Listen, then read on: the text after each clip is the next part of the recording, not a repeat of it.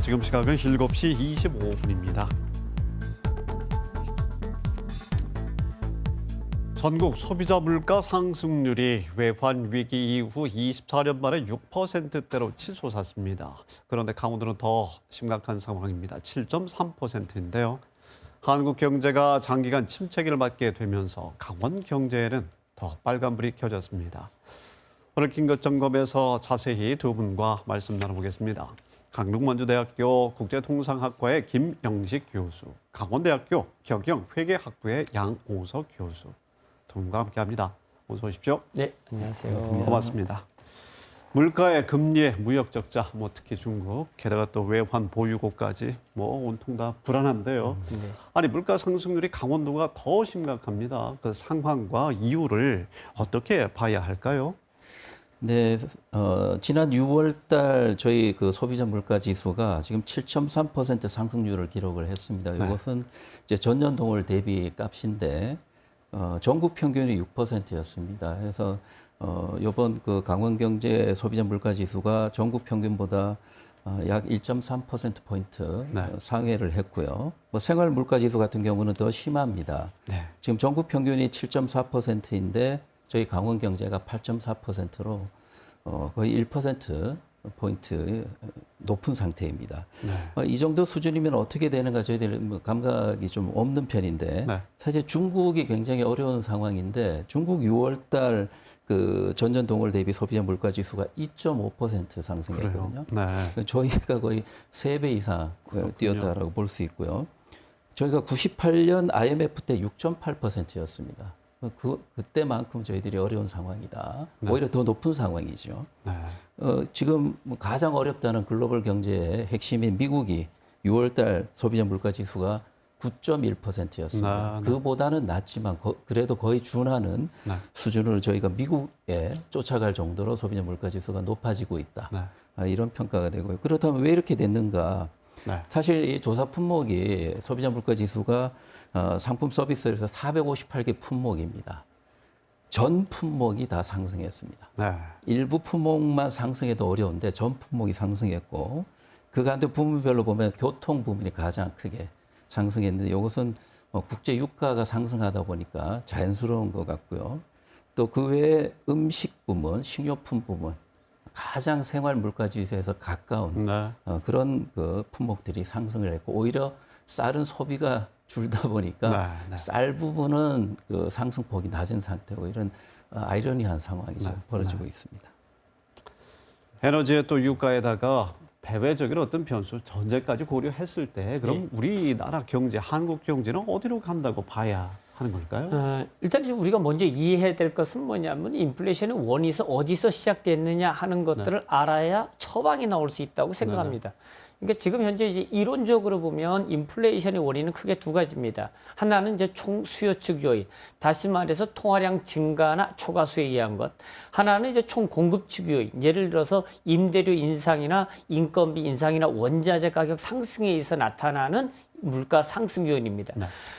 우리가 이미 알고 있는 대로 이제 코로나 시국, 그러니까 2020년, 2021년도에 우리나라도 100조가 넘는 돈을 풀었거든요. 자영업자나 아니면 영세 상인들 아니면 개인들에게 어쩔 수 없이 정부가 지원할 수밖에 없는 상황이었고 미국은 같은 기간에 3,200조 원이나 되는 돈을 풀었단 말이죠. 네. 자, 그렇다고 보면은 이렇게 돈이 많이 풀어놓으니까 코로나가 어느 정도 끝나가는 시점에 이것이 물가에 영향을 미쳤다. 이렇게 보는 것입니다. 네. 그러니까 지금 이제 다들 통화량을 잡기 위해서 이자율을 올리는 형국이고요. 거기다가 올해 2월 28일 날 또 러시아가 우크라이나를 이제 공격하면서 이제 또 다른 전쟁이 시작됐거든요. 그러면서 러시아가 유럽, 그다음에 미국에 수출했던 원유 가격, 그다음에 천연가스 가격이 엄청나게 올랐습니다. 전체적으로 내용을 보면 우리나라도 뭐 1월 달에 3.6, 2월 달에 3.7%의 소비자 물가 상승률, 지난달에는 6%로 지금 나와 있거든요. 미국은 심지어 평균 9%를 기록하고 있습니다. 그러니까 1월 달부터 보면은 우리나라도 25%에서 30% 물가 상승률을 기록한 거고요. 미국은 40%가 넘는 물가 상승률을 기록한 겁니다. 지금 이제 우리가 단적으로 전년 동기 대비하니까 뭐 6%, 7%가 된 것 같지만 실질적으로 올해 초부터 하면은 상당히 많이 올랐다 이렇게 보는 거고요. 문제는 뭐냐면 이렇게 인플레이션이 올라가면 이자율을 올려서 통화량을 줄이는 것이거든요.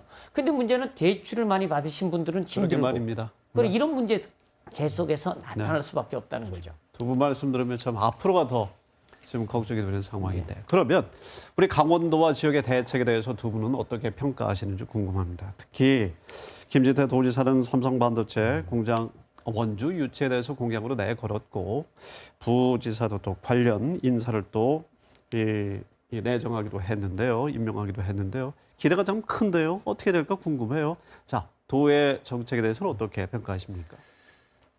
사실 총론 입장에서 보면 저는 소재에 대해서는 조금 언급이 좀 어려운 것 같습니다. 많은 논의가 필요한 것 같고요.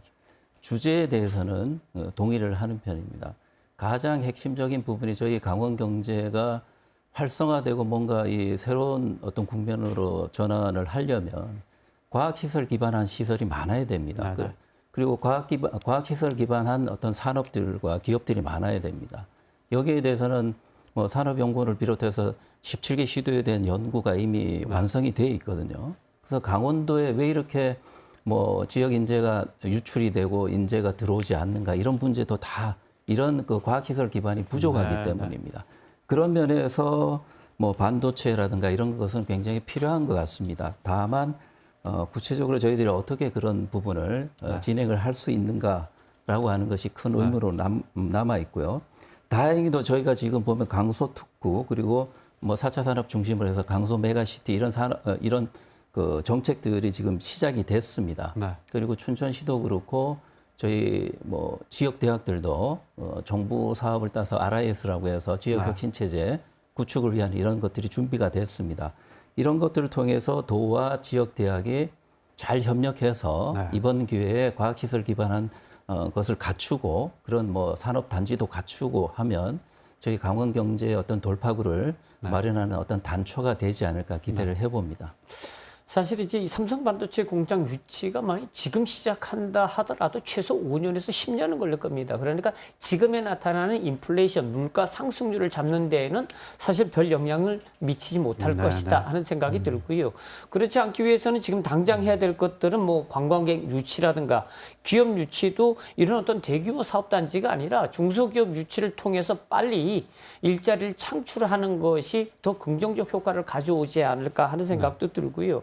지금 당장은 이제 뭐 김진태 도정도 마찬가지겠지만 이제 SOC를 하루빨리 이제 만들어 가지고 접근성을 높이겠다 하는 것은 사실 지금 이제 인플레이션을 우리가 걱정하고 있는 것들 이런 것들을 조금 더 이제 방어하는 차원에서 하루빨리 SOC를 확대하는 것들 이런 것들은 좋고요.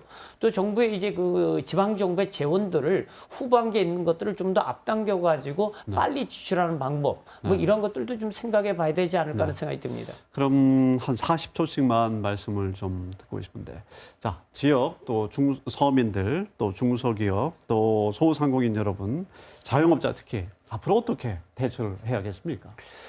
일단 이제 지난 2년 동안에 해왔던 것처럼 지금 어떻게 당장에 바꿀 수 있는 방법은 없을 것 같고요. 자영업자라든가 뭐 개인들에게 정부가 어느 정도 지원하는 것은 필요하지 않을까 하는 생각이 듭니다.